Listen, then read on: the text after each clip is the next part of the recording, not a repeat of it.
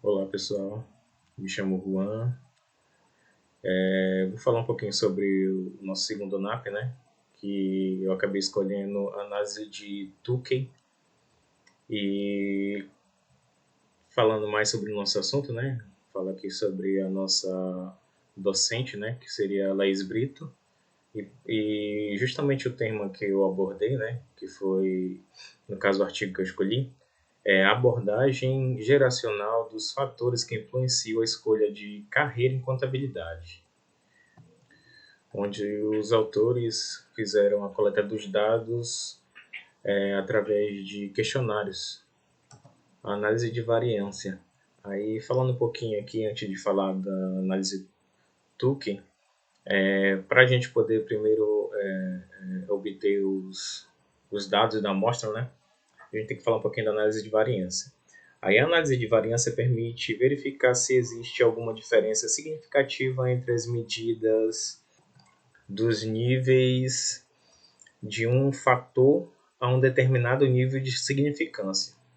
Quando o resultado obtido da análise de variância for não significativo, não rejeitamos a hipótese nula e concluímos que a medida dos tratamentos são todas iguais entre si, que no caso é gerado os contrastes, né, gente? Por outro lado, se o teste F for significativo, ou seja, se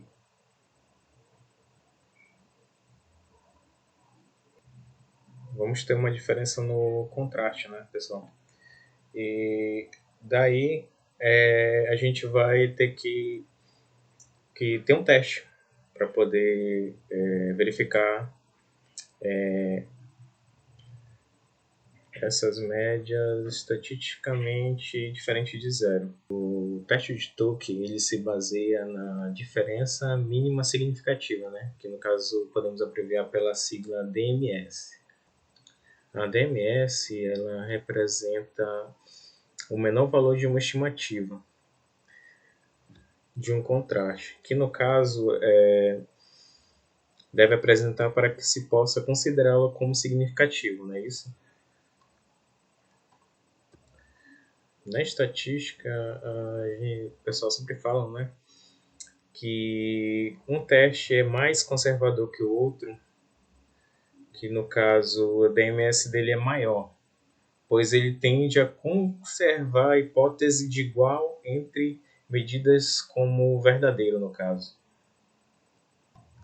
Por ser um teste rigoroso e bastante usado, né, pelo, pelos pesquisadores, podemos dizer que tem uma pequena tabelazinha, né, que é utilizada, a tabela de Tukey, que dela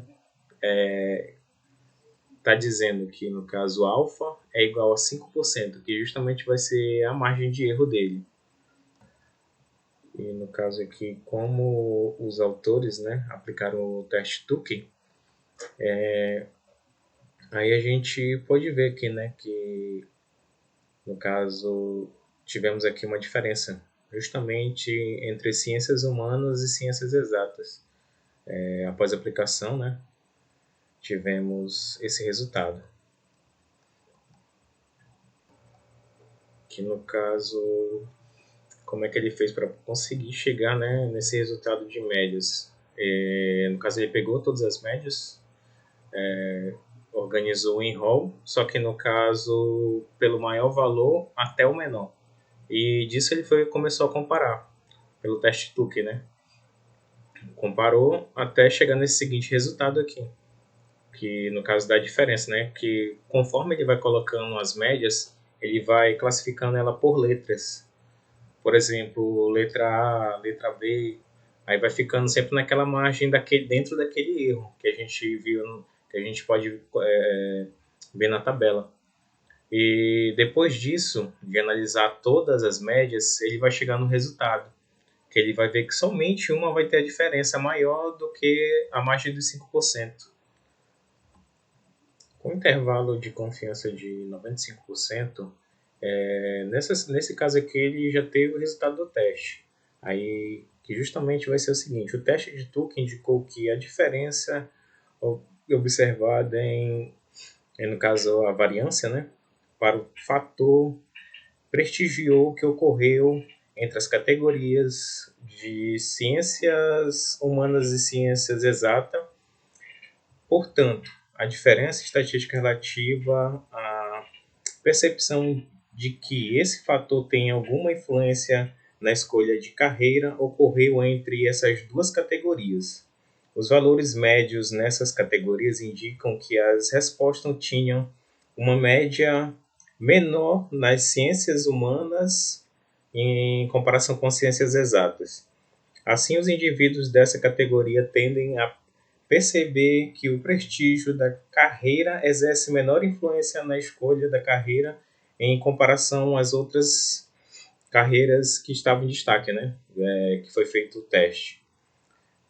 Bem, pessoal, esse daí que foi a minha apresentação. Espero que vocês tenham entendido. Obrigado aí, valeu.